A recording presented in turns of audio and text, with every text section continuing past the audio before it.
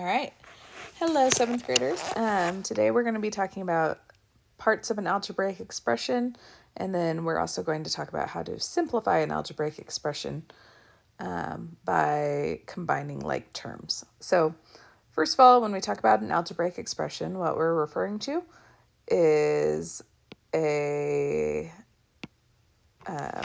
mathematical phrase that contains at least one operation in one variable.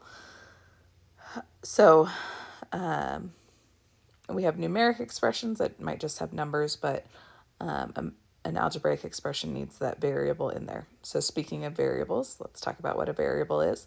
Notice all of our vocabulary here is color-coded and also matches different components of the algebraic expression that I have up here.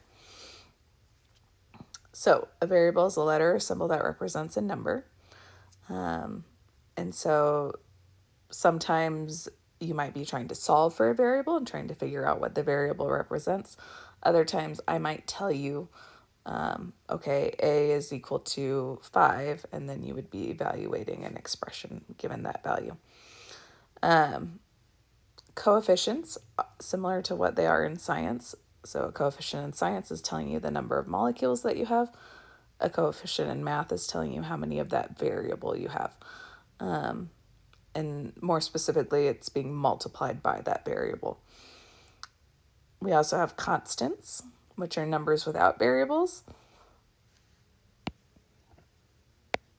And then we have terms, which could either be a constant by itself, or it could be a coefficient with a variable. And what's going to be most important when you think about these terms is that these pluses and minuses, like the addition and subtraction that you see between the different values, these actually go with the term. So if you look at my boxes down here, I have the 7a and then I have positive 4b. So this plus sign makes that 4b positive. This negative, or the subtraction sign, makes that a negative a now. And then this plus sign makes that 10 a positive now. So the terms include that positive or negative in front of it. And then what we have is like terms, and this is what's going to help us with combining like terms. So these are going to be terms that contain the same variables raised to the same power. So I can combine a's with a's, b's with b's, constants with other constants, similar to the video we watched about ordering. You would combine your cheeseburgers with other cheeseburgers and your sodas with other sodas and your french fries with other french fries, but you wouldn't combine them all together. So that's some key vocabulary. So what we're going to do is we're going to focus in on some problems now and how to actually put this combining like terms into action. I would encourage you guys to either have like colored pencils or something to help you color code different types of terms. If you don't have any other colors, you can always use a pencil and just use like different shapes to help you as well. So when I look here, I have an algebraic expression, 3 plus 4x minus 5 plus 2x plus 6x. And so what we're going to do is we're going to combine our like terms now. So when I look at this, I see some x terms. So I have this 4x, but I'm also going to include that positive in front of it. I have the 2x, and I'm going to include the positive in front of it. And then that positive 6x as well. And then other terms I have some other constants here. So remember, a constant is a number without a variable. So I have that 3, because there's no sign in front of it. We assume that 3 is positive. And I have the 5, but that subtraction sign in front of the 5 will make it negative. So now what we're going to do is we're going to kind of group together our like terms. So I'm going to have some little buckets, if you will. All right. Over here, I'm going to have my 4x, my 2x, and my 6x.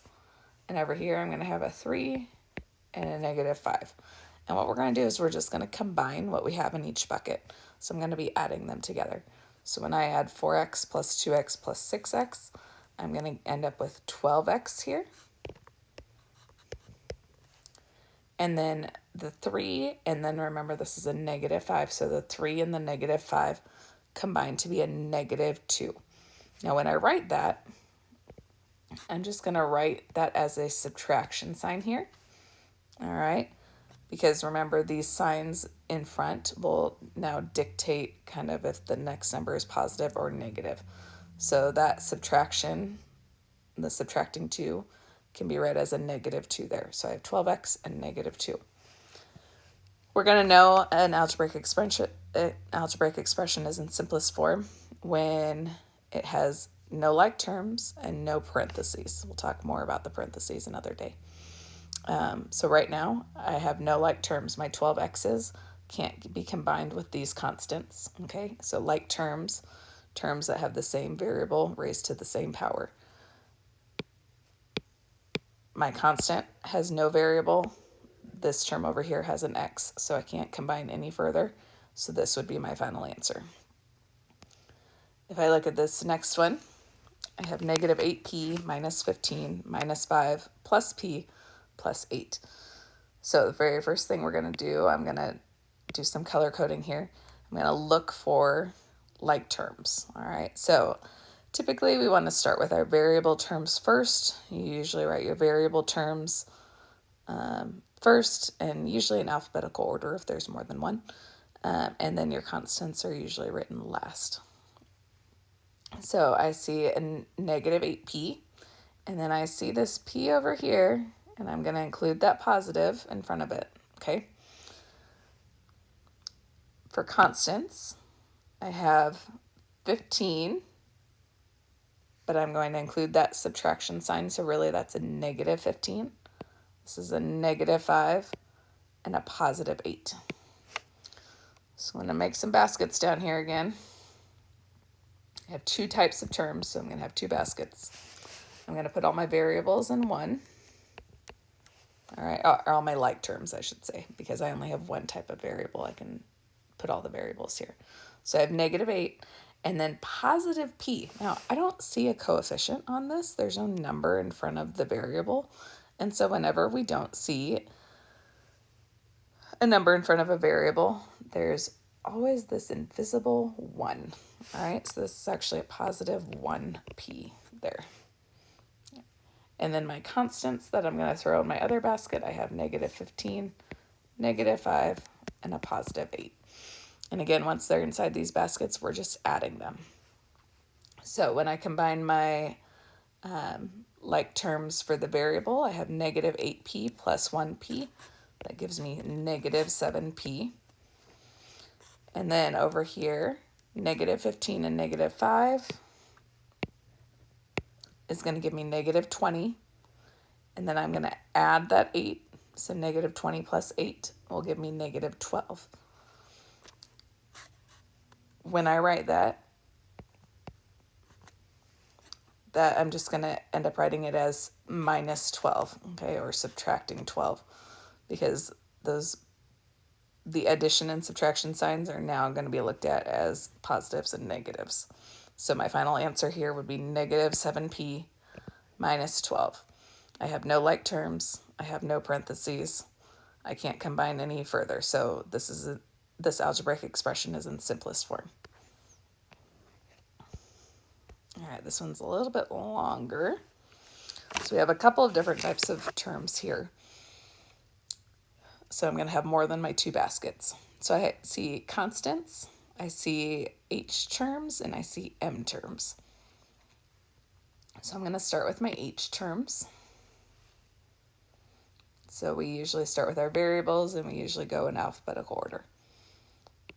So I have negative 9h and negative 2h. I don't see any other h's, so those are my h's. Then I see some m's. So I have positive 8m and a negative 3m. So again, the pluses and minuses are now positives and negatives. And then for my constants, I have a 7, a positive 3, and a negative 2. So I have 3 different types of terms, so I'm going to put 3 baskets here. I'm I'm going to put all my h's in one, all my m's in another, and then these are going to be my constants. So in my h basket, I have negative 9h and negative 2h. And again, we're just going to be combining those. And then my m's, I have positive 8m. If you want to write that positive sign, you can. And negative 3m. And then my constants, I have 7, positive 3, and negative 2. So now what we're doing is we're just combining them. So I have negative 9h and negative 2h, which together would give me negative 11h.